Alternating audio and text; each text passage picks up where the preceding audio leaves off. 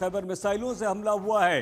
दूसरी तरफ इजराइल ने इस खबर को रद्द कर दिया, खारिज कर दिया। उसने कहा कि ईरान की कोई भी मिसाइल अब तक इजराइल नहीं पहुंची है। हालांकि ईरान से इजराइल की ओर से लॉन्च की गई मिसाइलों का पता चलने के बाद देश भर के इलाकों में अलर्ट एक्टिवेट कर दिए गए हैं। खैबर फोर्स खतरे को खत्म करने के लिए जहां जहां भी जरूरी है इंटरसेप्ट करने और हमला करने के लिए काम कर रही है। लोगों को सुरक्षित जगहों पर जाने के लिए कह दिया गया है। होम फ्रंट कमांड के निर्देश का पालन करने के लिए इजरायली लोगों को कह दिया गया है।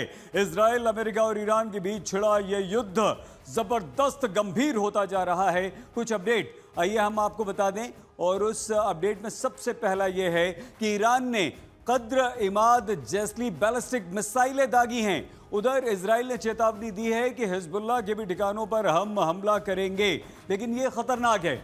अगर ईरान अपनी खतरनाक मिसाइलें जिसमें कद्र है और ये सब अगर करता है, इनसे हमले करता है तो नुकसान हो सकता है।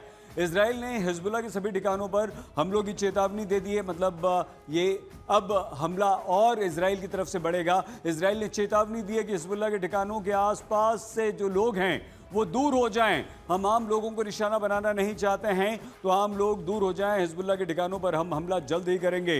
लेकिन एक बड़ी खबर यह है कि ब्रिटेन के प्रधानमंत्री कीर स्टारमर ने डिएगो गार्सिया बेस का इस्तेमाल करने से मना कर दिया है। अमेरिका को यह एक झटका है।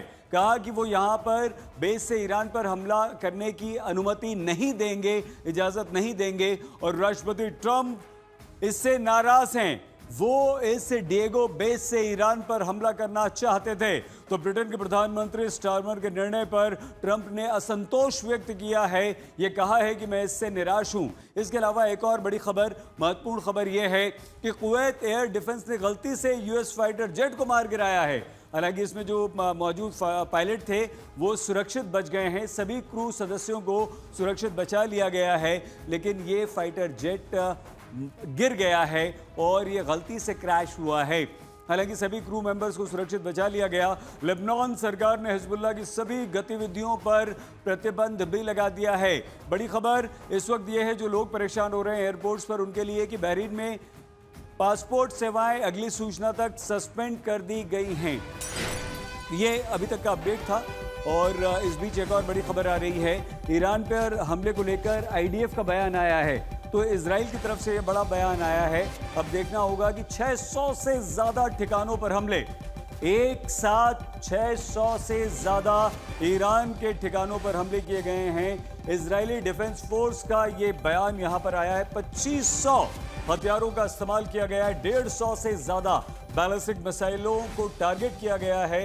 और यह हमला, इससे आप अंदाजा लगा सकते हैं कि बेहद बेहद बड़ा था। 200 से ज्यादा ईरानी एयर डिफेंस सिस्टम पर भी हमला इजराइल की तरफ से किया गया है। तुम एक मारोगे हम चार मारेंगे की तर्ज पर युद्ध चल रहा है। मिडिल ईस्ट का आसमान धुआं धुआं है। अमेरिका, इजराइल और ईरान के बीच युद्ध की विभीषिका विकराल होती जा रही है। आज ईरान ने अपनी सबसे तेज, उन्नत और चालाक मिसाइल से इजरायली शहरों और अमेरिकी बेस से भारी तबाही मचाई है। आईआरजीसी ने आज ये ऐलान किया है कि ऑपरेशन ट्रू प्रॉमिस 4 की 10वीं वेव में उसने खैबर शेकन हाइपरसोनिक मिसाइल का इस्तेमाल किया है। ईरान ने कई शोलों का दरवाजा खोलने वाली मिसाइल बताया है इसे, और इजराइल के निवासियों को चेतावनी दी है कि वो मिलिट्री और सरकारी सुविधाओं से दूर रहें।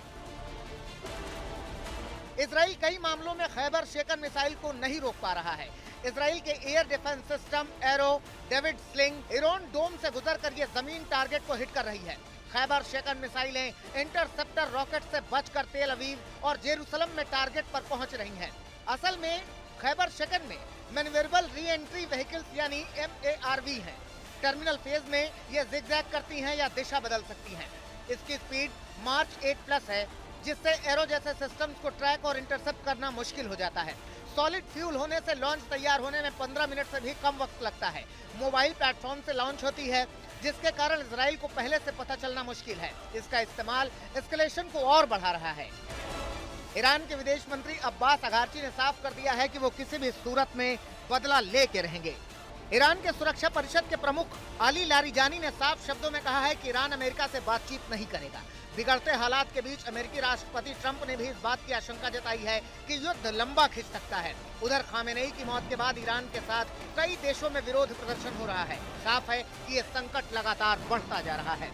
आज तक ब्यूरो। संकट भी बढ़ रहा है, दुनिया भी दो हिस्सों में बढ़ती दिखाई दे रही है। चीन की प्रतिक्रिया आई। चीन ने ईरान पर अमेरिकी हमले का विरोध किया है और ये ऐसा नहीं कि पहली बार चीन ने विरोध किया है। चीन ने एक बार फिर से ये विरोध किया और ऐसा लग रहा है जैसे पूरी दुनिया तीसरे विश्व युद्ध थर्ड